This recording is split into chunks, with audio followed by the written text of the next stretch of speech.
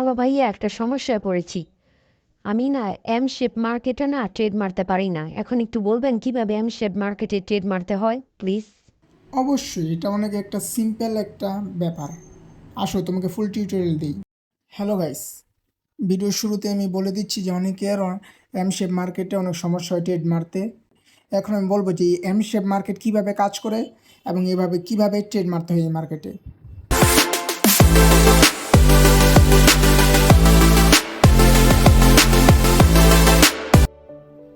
তোমরা দেখতে পাইতেছো যে আমি এই মার্কেটে একটা বড় লেভেলের ডাউন ট্রেড নিছি। এখন কেন নিছি? তো আমি এটা কেন নিলাম এই ট্রেডটা? অনেকেই জানতে চাইবে, এখন আমি বলি কেন। আবার দেখো, আমি 2 মিনিটেরও কিছু ট্রেড নিয়ে রাখছি। নর্মালি তোমরা জানো যে আমি 1 মিনিটের বেশি ট্রেড নিই না, আবার 2 মিনিটের ট্রেড নিলাম কেন?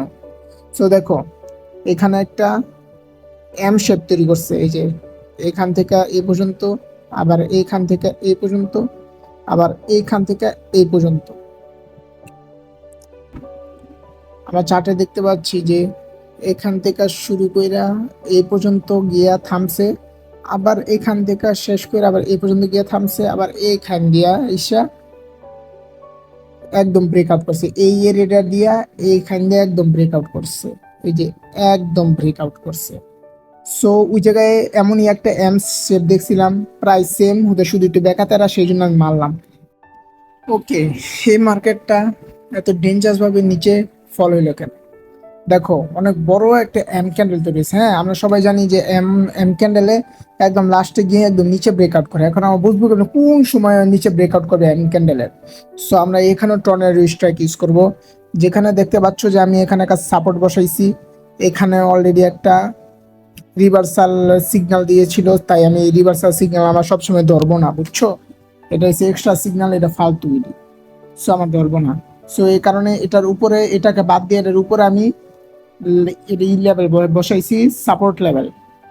দেখো যে মার্কেট আস্তে আস্তে উপরে গেছে, উপরে গিয়ে আরেকটা রিভার্সাল সিগন্যাল দিয়েছে, আবার নিচে নামছে, আবার এসে এখানে বাড়ি খেয়ে আবার উপরে হচ্ছে। আবার দেখো একটা লাল ক্যান্ডেল হচ্ছে। এখন আমি বুঝলাম কিভাবে যে এটা ডাউনে যাব। তো ফার্স্ট অফ অল কি করতে হবে তোমাদের? টাইম চেঞ্জ করতে হবে 2 মিনিটের।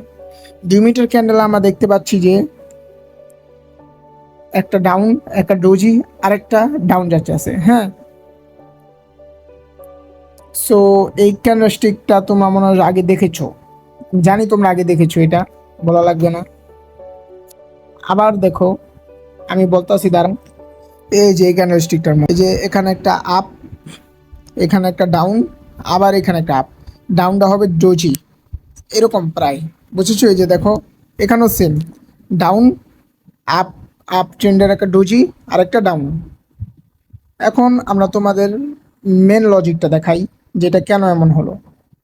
আমরা জানি যতক্ষণ পর্যন্ত না একটা রিভার্সাল সিগন্যাল দিবে ততক্ষণ পর্যন্ত মার্কেট ব্রেকআউট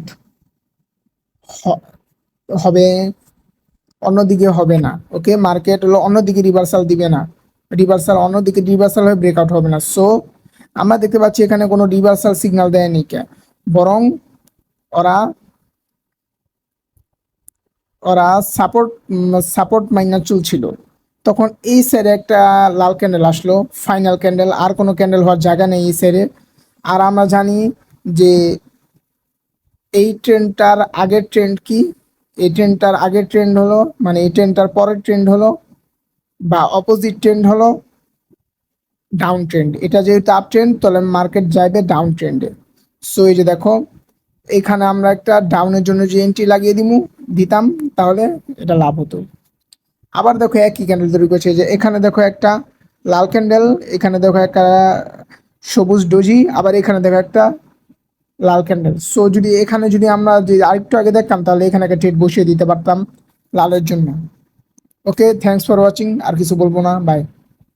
ধন্যবাদ ভাইয়া এই ভিডিওটা দেখার জন্য।